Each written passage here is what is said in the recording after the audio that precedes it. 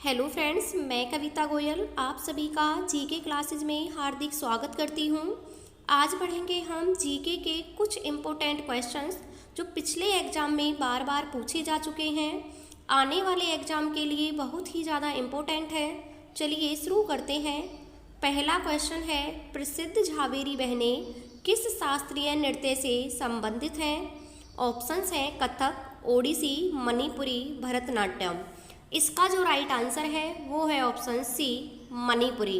प्रसिद्ध झावेरी बहनें मणिपुरी शास्त्रीय नृत्य से संबंधित हैं, जो कि मणिपुर का शास्त्रीय नृत्य है। नेक्स्ट क्वेश्चन है, हलीम खान निम्नलिखित में से किस शास्त्रीय नृत्य से संबंधित हैं? भरतनाट्यम, मणिपुरी, कुचिपुड़ी, मोहिनी अट्टम। इसका जो राइट आंसर है वो है ऑप्शन सी, कुचिपुड़ी। हलीम खान कुचिपुड़ी शास्त्रीय नृत्य से संबंधित है। कुचिपुड़ी आंध्र प्रदेश का शास्त्रीय नृत्य है। भरतनाट्यम की बात करें तो भरतनाट्यम तमिलनाडु का है, मणिपुरी मणिपुर का है, मोहिनी अट्टम केरल का शास्त्रीय नृत्य है। इस क्वेश्चन का राइट आंसर है option C, Kuchipudi. Next question है, आई एम नो मसीहा शीर्षक से आत्मकथा किसने लिखी? सोनू सूद, एपीजे अब्दुल कलाम, परमहंस योगानंद, सचिन तेंदुलकर। इसका जो राइट आंसर है वो है option A, Sonu Sood. I am no messiah ये किसकी आत्मकथा है? ये है सोनू सूद की। नेक्स्ट क्वेश्चन है, खाद्य जाल के आकार का वर्णन करने वाला पहला पारिस्थितिविद कौन था जिसने उसने संख्याओं का पिरामिड कहा था? Ernst Haeckel, Arthur Tansley, Eugene Odum, Charles Elton. इसका जो राइट आंसर है वो है option G, Charles Elton. Charles Elton ऐसे थे जिन्होंने पारिस्थितिक जाल का वर्णन किया और उसे संख्याओं का पिरामिड कहा। नेक्स्ट क्वेश्चन है, भारत के निम्नलिखित में से किस नेता की आत्मकथा कीर्ति का नाम वेटिंग फॉर ए वीजा? क्या है waiting for a visa? Lala Lajpat Rai, Bhimrao Ambedkar, Bipin Chandra Pal, Bhagat Singh. इसका जो राइट आंसर है वो है option B, Bhimrao Ambedkar. Waiting for a visa किसकी आत्मकथा है? भीमराव अंबेडकर जी की है। नेक्स्ट क्वेश्चन है, लोक लेखा समिति के सदस्यों को कितने वर्ष के लिए चुना जाता है? 3 वर्ष, 1 वर्ष, 4 वर्ष, 2 वर्ष। इसका जो राइट आंसर है वो है ऑप्शन बी, 1 वर्ष के लिए। लोक लेखा समिति के सदस्यों को 1 वर्ष के लिए चुना जाता है।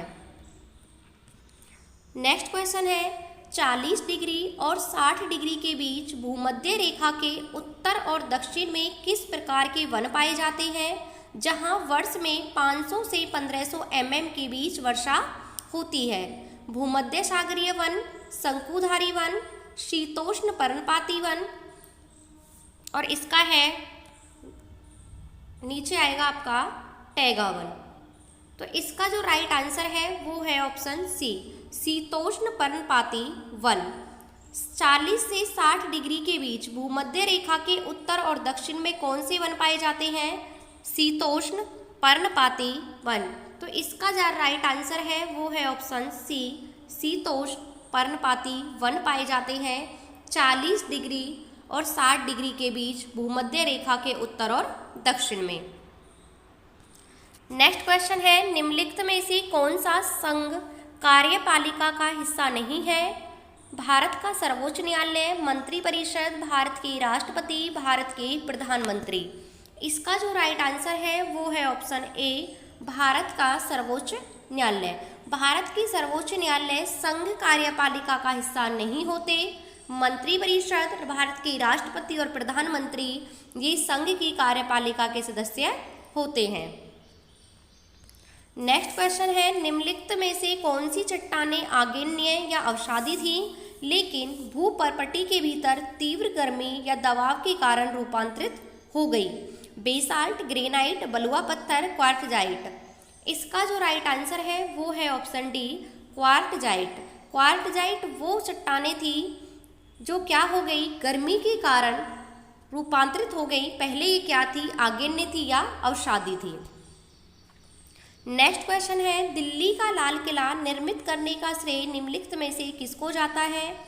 ऑप्शंस है अकबर, कुतुबुद्दीन ऐबक, इल्तुतमिश, शाहजहां। इसका जो राइट आंसर है वो है ऑप्शन डी, शाहजहां। लाल किले का निर्माण शाहजहां ने करवाया था। अकबर ने बुलंद दरवाजा का निर्माण किसने करवाया था, अकबर ने करवाया था। कुतुब मीनार का निर्माण कार्य किसने शुरू करवाया था, कुतुबुद्दीन ऐबक ने, लेकिन उसे पूरा करवाया था इल्तुतमिश ने। कुतुब मीनार का जो निर्माण का जो काम था वो शुरू हुआ था कुतुबुद्दीन ऐबक के द्वारा और ख़त्म किया था उसे इल्तुतमिश ने। तो दिल्ली का लाल किला किसने बनवाया था, शाहजहां ने। नेक्स्ट क्वेश्चन है, लघु हिमालय और शिवालिक के बीच स्थित घाटियों को क्या कहा जाता है, तराई, दून, भावर या टिहरी। इसका जो राइट आंसर है वो है ऑप्शन बी, दून। लघु और शिवालिक के बीच, लघु हिमालय और शिवालिक के बीच जो घाटियां हैं उन्हें क्या कहते हैं, उन्हें दून कहा जाता है। नेक्स्ट क्वेश्चन है, संगीत नाटक अकादमी किस भारतीय मंत्रालय के अधीन एक संस्था है। गृह मंत्रालय, पर्यटन मंत्रालय, शिक्षा मंत्रालय, संस्कृति मंत्रालय। इसका जो राइट आंसर है वो है ऑप्शन डी, संस्कृति मंत्रालय। जो संगीत नाटक अकादमी है वो संस्कृति मंत्रालय के अधीन एक संस्था है। नेक्स्ट क्वेश्चन है, संगीत नाटक अकादमी पुरस्कार की स्थापना निम्नलिखित में से कब की गई। 1947, 1951, 1952, 1969। इसका जो राइट आंसर है वो है ऑप्शन सी, 1952। संगीत नाटक अकादमी पुरस्कार की स्थापना 1952 में की गई थी। नेक्स्ट क्वेश्चन है, फाल्गुनी पाठक निम्नलिखित में से किस विधा की प्रसिद्ध गायिका है। मराठी लोकगीत, राजस्थानी लोकगीत, गुजराती लोकगीत, अवधी लोकगीत। इसका जो राइट आंसर है वो है ऑप्शन सी, गुजराती लोकगीत। नेक्स्ट क्वेश्चन है, किसी प्रतिरोधक में प्रतिरोध को अगर दुगना कर दिया जाता है तो धारा का क्या होता है। धारा रुक जाती है, धारा दोगुनी हो जाती है, धारा आधी हो जाती है या धारा 3 गुनी हो जाती है। इसका जो राइट आंसर है वो है ऑप्शन सी, धारा आधी हो जाती है। यदि प्रतिरोध को हम दुगना करेंगे तो धारा कैसी हो जाएगी, धारा आधी हो जाती है। तो ये थे आज के कुछ इंपॉर्टेंट क्वेश्चंस। आपको क्लास कैसी लगी कमेंट बॉक्स में कमेंट करके ज़रूर बताना। Thank you.